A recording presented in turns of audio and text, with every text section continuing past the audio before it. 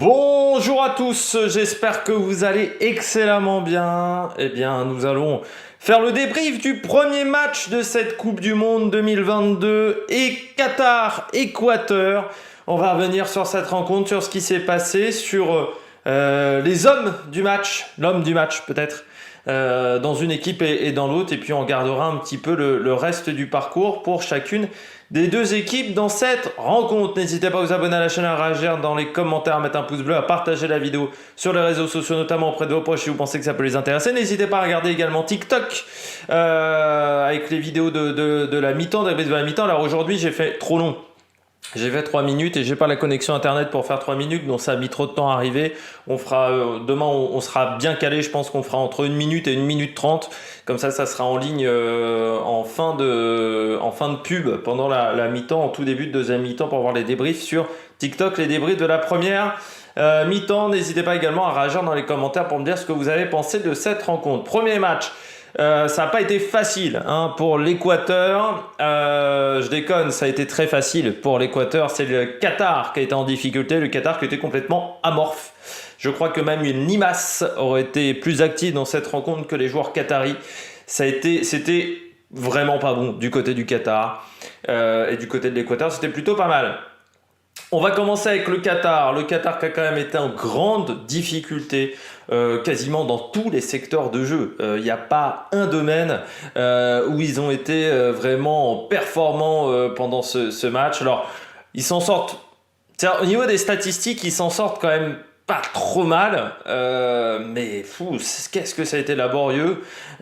Tous les duels, je crois, ils n'ont pas gagné un duel de la rencontre. C'est-à-dire tous les duels importants, soit ils les ont perdus, soit ils font faute. Donc autant vous dire que c'est quand même compliqué dans ce genre de situation. On a eu une équipe qui était amorphe. Voilà, qui était amorphe. Est-ce que c'est parce que physiquement, techniquement, ils ne sont pas au niveau, ou est-ce que c'est psychologiquement qu'ils sont passés complètement à côté? Voilà, trop de pression, beaucoup trop de pression, et qu'ils n'ont pas réussi à dépasser ça. Je ne sais pas. Mais le match n'était pas bon. Ça, c'est la confirmation de ce qu'on a vu. Donc du côté du Qatar, il n'y a pas grand-chose de satisfaisant. Le gardien qui a été catastrophique dans l'équipe du Qatar, c'est l'un des hommes du match. Mais c'est pas top. Et puis surtout, ce qui m'a inquiété du côté du Qatar, c'est pas de pressing, mais vraiment pas de pressing. Et surtout, aucune réaction en deuxième mi-temps. C'est-à-dire que la première mi-temps est mauvaise. Bon, d'accord. Mais le Pep Guardiola qatari, puisque le sélectionneur qatari ressemble un petit peu à Pep Guardiola. C'est peut-être parce qu'il est chauve et qu'il a une petite barbe. Et qu'il est passé également par l'Espagne, cet entraîneur, mais aucune réaction de la part de ses joueurs. C'est ça qui est inquiétant. C'est-à-dire qu'on rate la première mi-temps, ok, d'accord, on est mené que 2-0. C'est presque une chance d'être mené que 2-0. Normalement, après, derrière, tu dois réussir à te réactiver. Sauf que en première mi-temps, on n'a rien vu. En deuxième mi-temps, on n'a pas plus vu de choses. Il faut attendre vraiment la toute fin de match pour avoir une petite attaque. Vraiment, mais ça a été, je crois que c'est Ismaël Mohamed qui fait un tir. Mais c'était vraiment... ah non, c'est Muntari qui fait un tir, je crois que c'était à la 82e ou à la 83e minute. Peut-être même un peu après, plutôt la 86e, plutôt. Ce tir, mais sinon, qu'est-ce que ça a été compliqué dans cette rencontre, quoi. Qu'est-ce que ça a été difficile.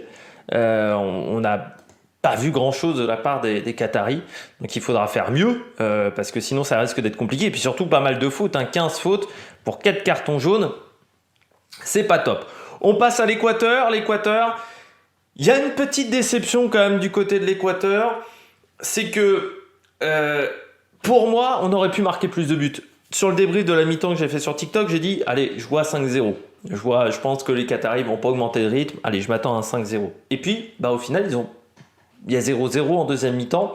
Alors je pense qu'il y avait vraiment la capacité de faire mieux du côté de l'équipe du Qatar, de l'Équateur, pardon. Il y avait capacité de faire mieux face à ces Qataris qui étaient complètement amorphes encore une fois. Et puis, peut-être un peu trop de suffisance. Ils n'ont pas accéléré le match. Ils n'ont pas accéléré le jeu. Je trouve qu'en deuxième mi-temps, ils ratent des occasions aussi, où parfois ils font les mauvais choix. Sur les coups francs, alors il va falloir retravailler pour le tir de coups francs parce que c'était pas top sur la plupart des coups francs. Et ce qui fait qu'on n'a pas accéléré le jeu en deuxième mi-temps. Ça, c'est une déception. Parce que quand on voit la domination qu'a l'Équateur pendant toute la rencontre, on se dit, normalement, c'est 4-0. C'est pas cher payé, en fait, pour l'Équateur. Et il ne faudra pas se plaindre si, à la fin de ces phases de poule, ils sont éliminés parce que le Sénégal a marqué plus de buts et qu'ils sont à égalité de points. Bah, c'est une phase de poule. Normalement, tu dois soigner ton average goal sur une phase de poule de Coupe du Monde. Si tu as la possibilité de marquer des buts, il ne faut pas te gêner. Faut en marquer. Et là, je trouve qu'ils en ont peut-être pas fait assez en deuxième mi-temps. Alors, peut-être aussi que Valencia, qui a dû sortir. Moi, j'ai l'impression que sur Valencia, c'est pas une grosse blessure, parce que sinon on l'aurait pas fait jouer. Et puis surtout, j'avais pas l'impression d'avoir un joueur qui avait le visage inquiet. Quand il parle à son sélectionneur, il n'est pas complètement en pleurs. Enfin voilà, il aurait dû être énervé ou si il avait une grosse blessure. Donc moi je pense que c'est plutôt de la précaution du côté de Valencia suite à un contact en première mi-temps, mais on aurait peut-être pu faire la précaution même un peu avant, c'est-à-dire dès qu'il avait le contact, peut-être le faire arrêter de jouer parce que il n'y avait pas trop d'intérêt sur ce match-là à se blesser, parce que tu as fait une mauvaise action. Donc voilà, du côté de l'Équateur, moi je suis un peu déçu parce que je m'attendais à ce que cette équipe fasse plus en deuxième mi-temps. Vraiment, j'aurais attendu plus de cette équipe qui, je trouve, a un petit peu... pas vraiment joué à la dilettante, mais je pense qu'ils avaient le moyen de mettre le coup d'accélérateur et qu'ils ne l'ont pas fait. Et j'espère qu'ils ne le regretteront pas plus tard. Par contre, moi j'ai bien aimé, c'est la solidité au niveau du collectif. Ça, je trouve que le collectif équatorien était très solide, notamment défensivement, notamment au milieu de terrain. Ils se sont quasiment jamais fait avoir, à part sur les 10 dernières minutes, on va dire, où les Qataris ont trouvé parfois quelques ouvertures. Mais je dirais que sur 85% du match, très clairement, il y a une solidité du côté de l'Équateur qui était très, très intéressante. Par contre, je trouve qu'il y a un peu trop d'écart entre la ligne d'attaque et la ligne de milieu de terrain. Alors après, est-ce que c'était parce qu'ils savaient qu'ils jouaient les Qataris ? Bon, voilà, il faudra peut-être régler un petit peu cet écart entre les lignes parce que je trouve que ce qui fait que les attaquants n'ont pas eu tant de ballons de ça, parce que quand on regarde dans les statistiques que vous avez à l'écran, les statistiques Google, il y a 6 tirs pour 3 cadrés, ce qui n'est pas énorme dans une rencontre comme ça où tu as dominé. Donc je pense qu'ils sont capables de faire mieux, les Équatoriens. Alors, du côté de l'homme du match, parce que j'ai oublié de le faire, donc je le fais en petit raccord. Pour moi, c'est Valencia du côté de l'Équateur qui a fait un excellent match, qui est décisif sur les 2 buts. Et on a vu que l'Équateur était quand même moins efficace offensivement après son contact, après son choc, donc vers la 40e minute. Et on a vu qu'à partir de ce moment-là, où il a été moins présent dans le match, puis lors de sa sortie, tout de suite l'Équateur était un peu moins performante offensivement, mais collectivement l'Équateur a quand même été solide. C'est juste mettre un petit plus du côté de Valencia, surtout le deuxième but, il fait une magnifique tête et puis ça aurait pu en faire 3 parce qu'il y a le but qui est refusé par la VAR. Et puis du côté du Qatar, l'homme du match, c'est pas top pour lui, c'est Al-Shib, le gardien de but, qui est passé complètement à côté.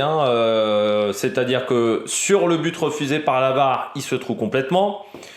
Sur la deuxième action, il fait une faute qui est stupide et il se prend un but. Et sur la troisième action, il peut rien faire, mais il a été, je trouve, en difficulté sur ses relances. Parfois, il a lancé le ballon en touche alors qu'il n'y avait pas vraiment d'intérêt. Donc, je trouve qu'il a été vraiment en difficulté. Mais bon, j'ai envie de te dire que toute l'équipe du Qatar a été en difficulté dans cette rencontre. On passe au classement du groupe et puis à la suite. Pour ces 2 équipes, on va essayer de ne pas faire trop long, comme ça la vidéo sera en ligne rapidement. Et puis, je n'ai pas non plus 150 000 choses à dire non plus sur ce match, à part que l'Équateur a dominé. Donc, l'Équateur mène le groupe avec 3 points, 2 buts marqués. C'est important l'average goal. Le Qatar est en dernière position avec 0 points et -2. Et on rappelle que demain, Pays-Bas-Sénégal, ça sera à 17h le match entre les 2 autres adversaires du groupe B. Alors les Qataris, eux, affronteront le Sénégal. Moi, je pense que le Sénégal, c'est plutôt une opportunité pour les Sénégalais de faire un gros match face aux Qataris. Et puis l'Équateur, bon, on verra la solidité de cette équipe face aux Pays-Bas. On verra ce que ça donne hein, du côté de l'Équateur face aux Pays-Bas. Ça sera vendredi 25 novembre pour ces deux rencontres. Le premier match sera à 14h, le deuxième match à 17h. J'espère que vous avez aimé cette vidéo. Si vous avez aimé cette vidéo, n'hésitez pas à vous abonner à la chaîne, à réagir dans les commentaires, à mettre un pouce bleu. Puis nous, on se retrouve dès demain. Juste après, enfin voilà, une demi-heure, trois quarts d'heure, une heure, on va dire, après le match entre l'Angleterre et l'Iran. Et il y aura le débrief à la mi-temps qui arrivera donc voilà en fin de pub normalement de cette première mi-temps si tout se goupille bien avec ma connexion internet. Allez, ciao ciao sur l'Amérique Production.